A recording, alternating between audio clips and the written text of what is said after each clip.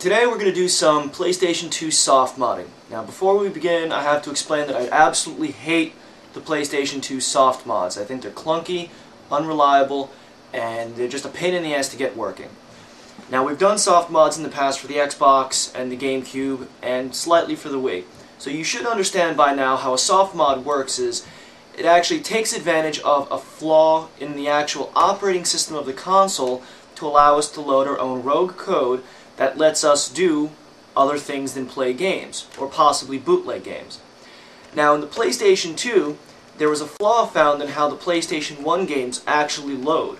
And this allows us to access our memory card to load our exploit, and in which can load alternate software.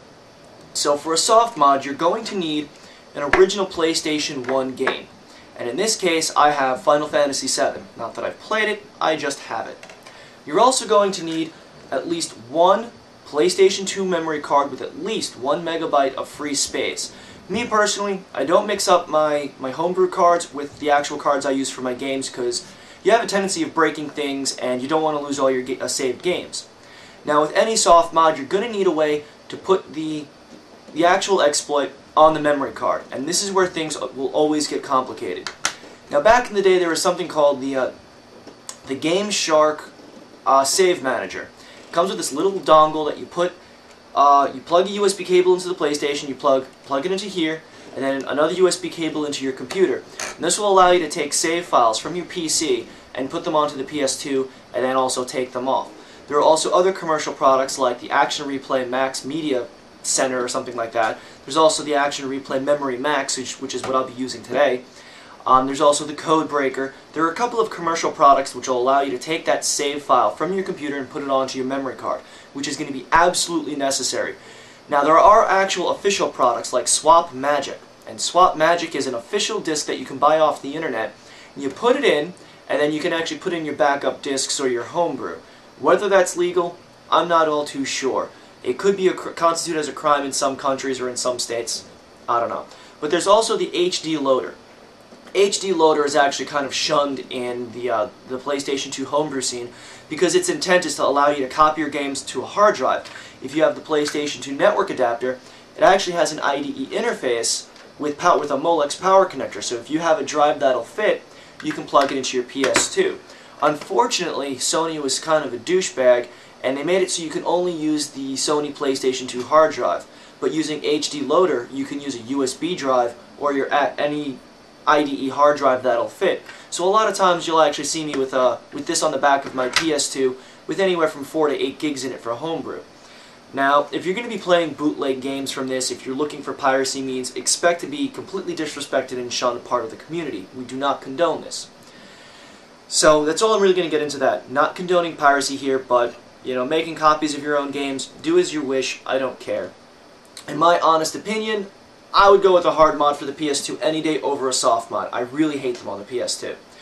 So, we're going to have to go to the PC side, and we're going to have to get the save file from the computer to the actual PlayStation 2. So let's go ahead and I'll show you how to do that. The first thing you want to do is get your butt over to ps2dev.org. Now, in their loaders section of their website, they have the PS2 exploit made easy. And you're going to have to go ahead and download this. Extract it to whatever folder on your computer, and you'll notice you'll have a whole bunch of files. You'll have something called BA data and BE data. Now the first thing that you really should do is go to the README file.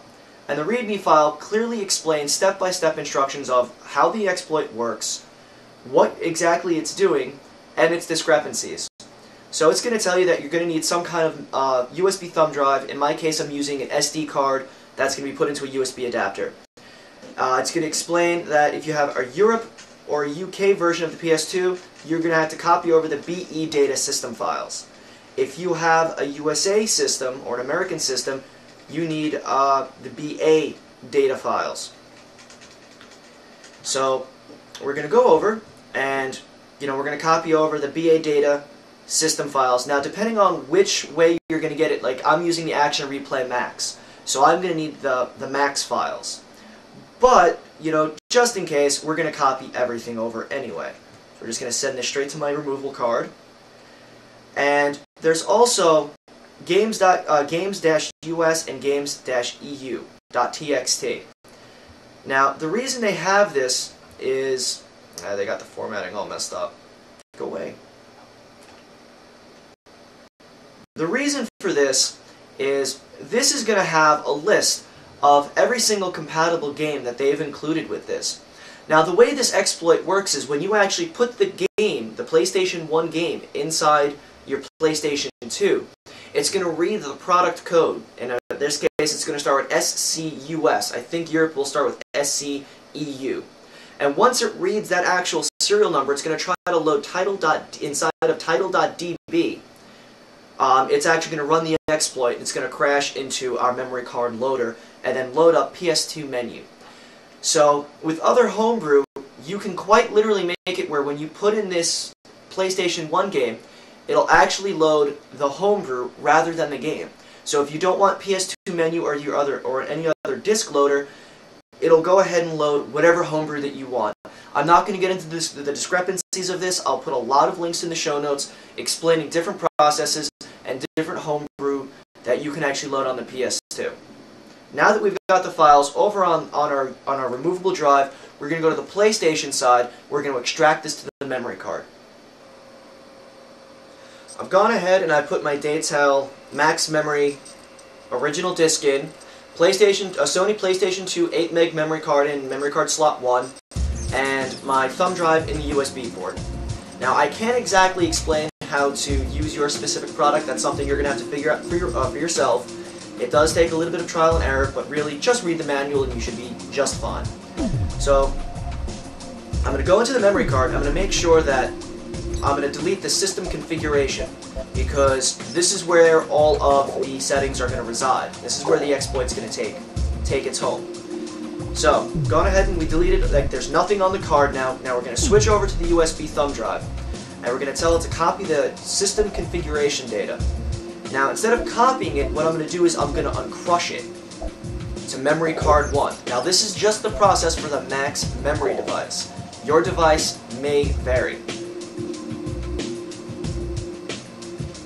Right now, it's going to read all of that compressed data from the actual file on the SD card, and it's going to copy it all over to the memory card, and that's where all of our you can actually copy your homebrew over to the actual memory card and boot from there, but with only 8 megs to work with, it's really not much when you have some beefy media players or emulation or things of the such.